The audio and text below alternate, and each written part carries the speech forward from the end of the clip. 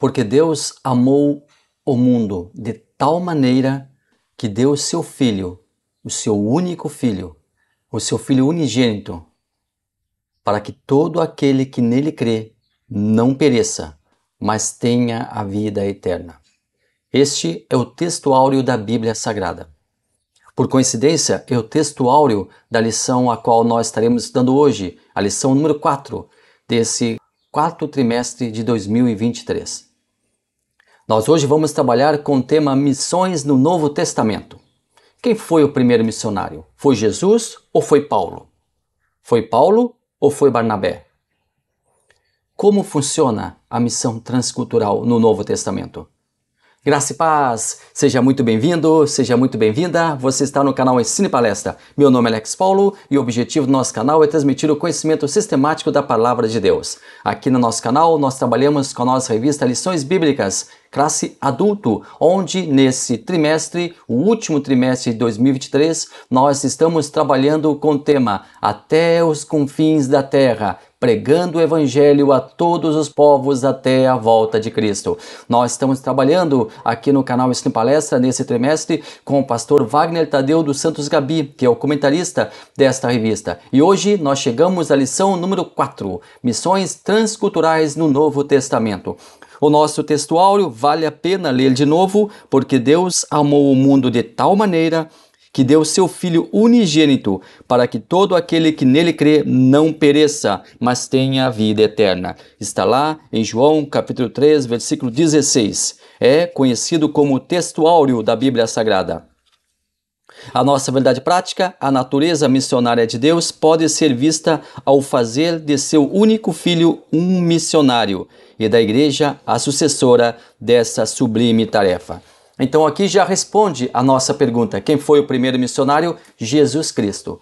Deus, ele é conhecido, é tratado aqui pelo pastor Gabi na nossa revista como Deus missionário, porque ele enviou o seu próprio Filho. E Jesus, o próprio missionário encarnado, Filho de Deus encarnado, vindo ao mundo para trazer à humanidade a salvação. Nós temos aqui a nossa leitura bíblica em classe, que está em Isaías, capítulo 61, versículos 1 ao 2. Depois, Lucas, capítulo 4, versículos 17 ao 20.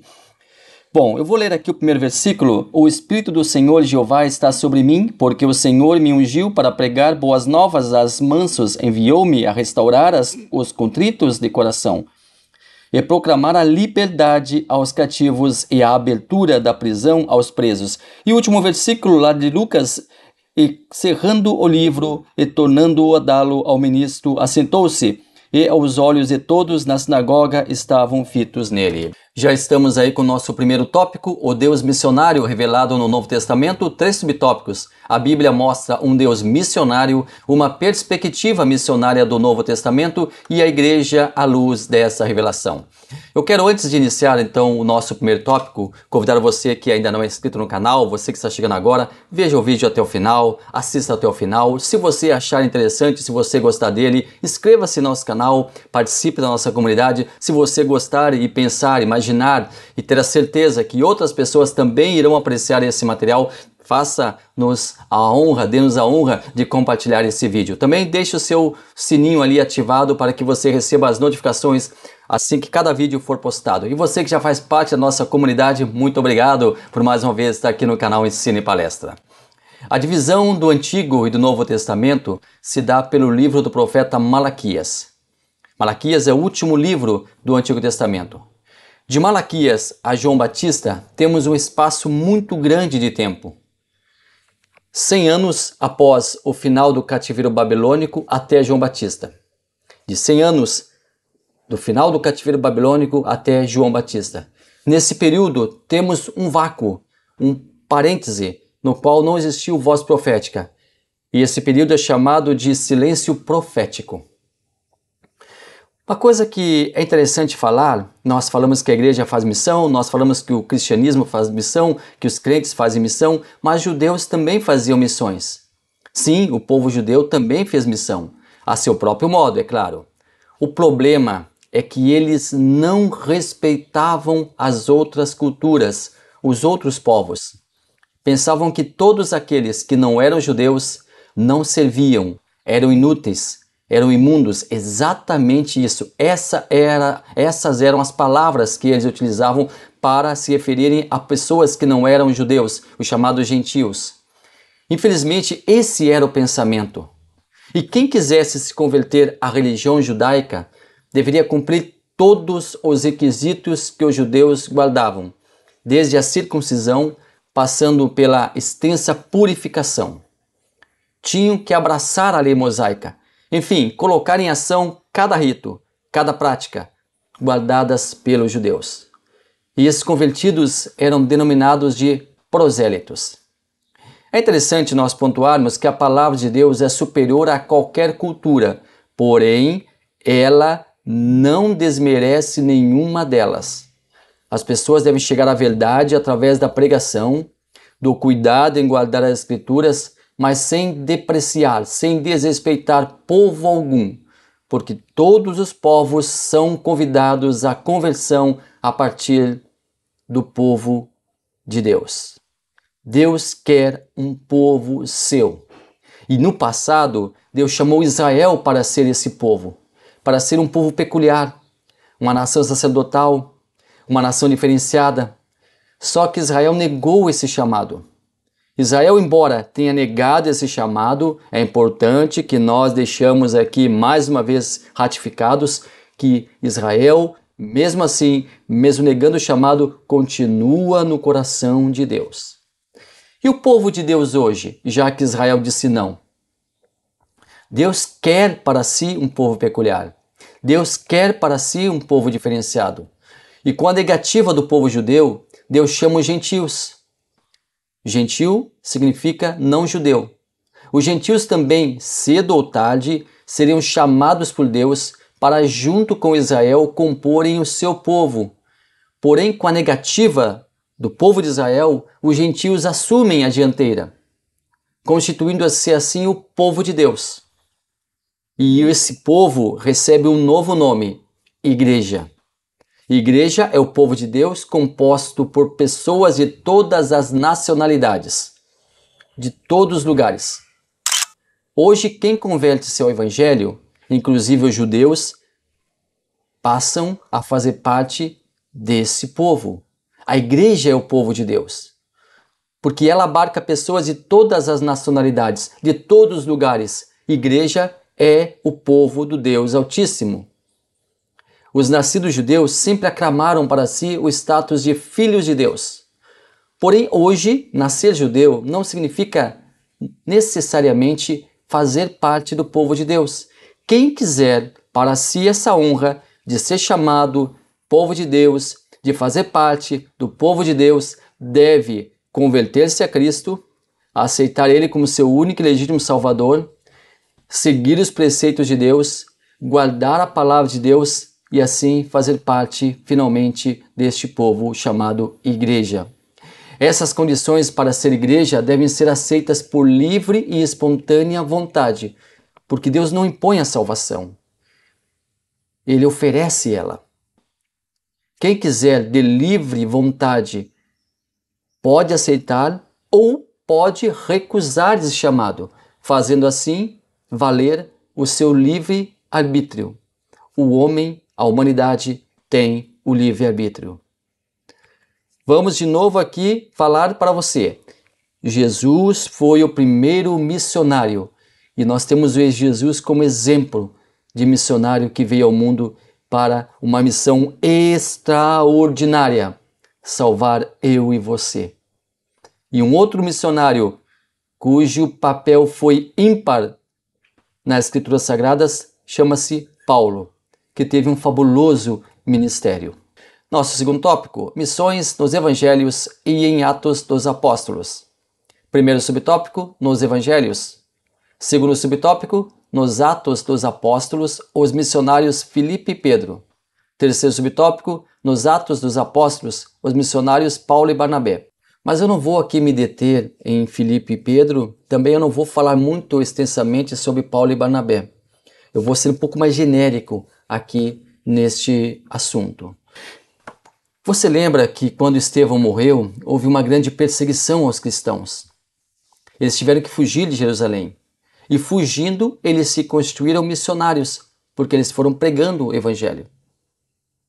Lá em Jerusalém ficaram apenas os apóstolos. Essa grande diáspora fez com que o evangelho se espalhasse, uma vez que as pessoas em fuga anunciavam a Cristo. Porém, um detalhe, somente aos judeus elas falavam. Porém, um grupo foi instrumentalizado por Deus para expandir a graça divina para outros povos, chegando até ali em Antioquia. Assim, o evangelho chegou aos povos não judeus. Um grupo anônimo levou a palavra de Deus para outros povos.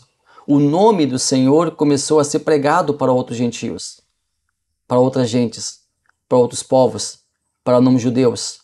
Era a execução da ordem de Cristo para os discípulos. Ide por todo o mundo.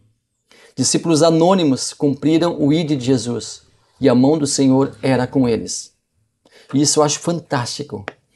Pessoas cujos nomes não são relacionados saíram e foram pregar.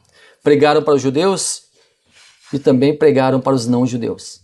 Tiveram sua mente aberta para que outros povos, para que entendessem que outros povos também mereciam a salvação, também mereciam ser chamados filhos de Deus, mereciam ser chamados povo de Deus. Antioquia era a terceira maior cidade do mundo de então. Antioquia da Síria foi o lugar onde a primeira igreja não judaica, não samaritana, se estabeleceu firmemente. Ali começa a obra de Deus com força entre os gentios, com força no mundo de fala grega da época. O movimento em Antioquia cresceu tanto que a igreja mãe de Jerusalém, a igreja mãe Jerusalém, resolveu investigar o que estava acontecendo lá. Então os apóstolos que estavam em Jerusalém, entre si deliberaram sobre o assunto, e resolveram então enviar para lá um emissário para se apropriar pessoalmente de mais informações e medir a situação da igreja de lá, principalmente quanto às numerosas notícias de conversões de muitos gentios. Barnabé então foi escolhido para essa missão. Ele era alguém considerado de mente aberta e gozava de absoluta confiança dos demais. E Barnabé vai lá e ali faz um discurso onde reconheceu a conversão daqueles novos cristãos e os encorajou a permanecerem fiéis em seus desígnios de servirem a Deus. Barnabé tinha o entendimento que aquelas pessoas que, embora não fizessem parte do povo judeu, agora eram aceitos por Deus como povo seu. E houve naquela igreja grande prosperidade espiritual. Terceiro tópico, a missão cumprida nas cartas no Apocalipse. Cartas paulinas, cartas gerais, Apocalipse. Mas eu quero falar sobre a primeira viagem missionária de Paulo, que é um marco para o início da evangelização mundial, que é um marco para o início da evangelização global. Segundo o reverendo Hernandes Dias Lopes, Paulo foi o grande bandeirante do evangelho. Paulo e Barnabé empreenderam a primeira viagem missionária. Então ele era chamado de Saulo, e durante a viagem ele adota o nome de Paulo.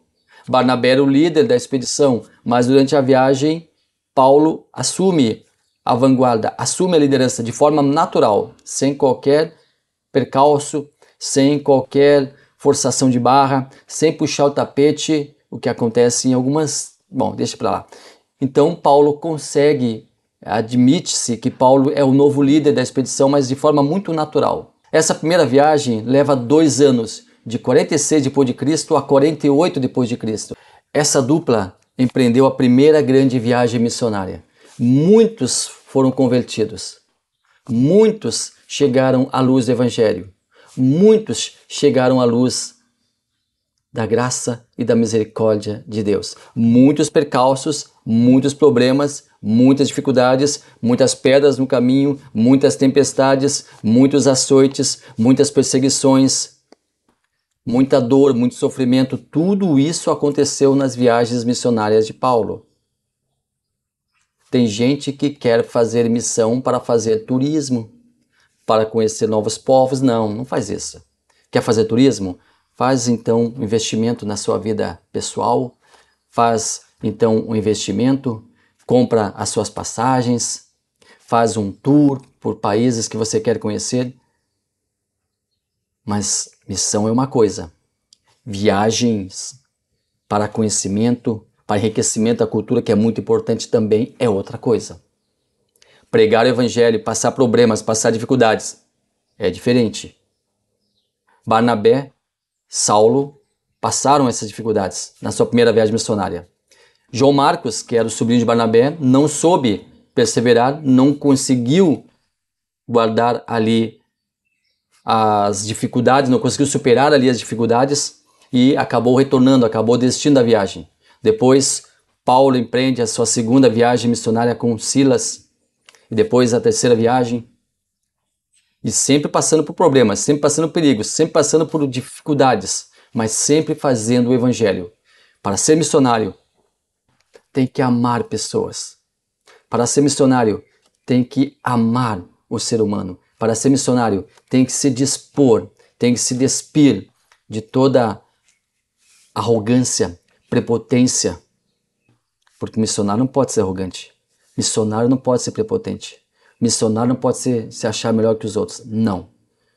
Missionário é aquele que baixa a cabeça, é aquele que muitas vezes, na imensa maioria das vezes, passa problemas, mas quando vê as almas se convertendo, quando vê as almas chegando ao encontro de Deus, quando vê as almas chegando ao caminho da verdade, isso é uma recompensa sem igual. Isso é algo que faz com que a sua missão tenha valido a pena. Muito obrigado a você que esteve até aqui conosco, muito obrigado pela sua companhia, continue conosco, continue nos assistindo, curta o nosso vídeo, inscreva-se no nosso canal, continue conosco e até a próxima semana com mais um comentário aqui no canal Ensino e Palestra. Deus abençoe maravilhosamente a sua vida.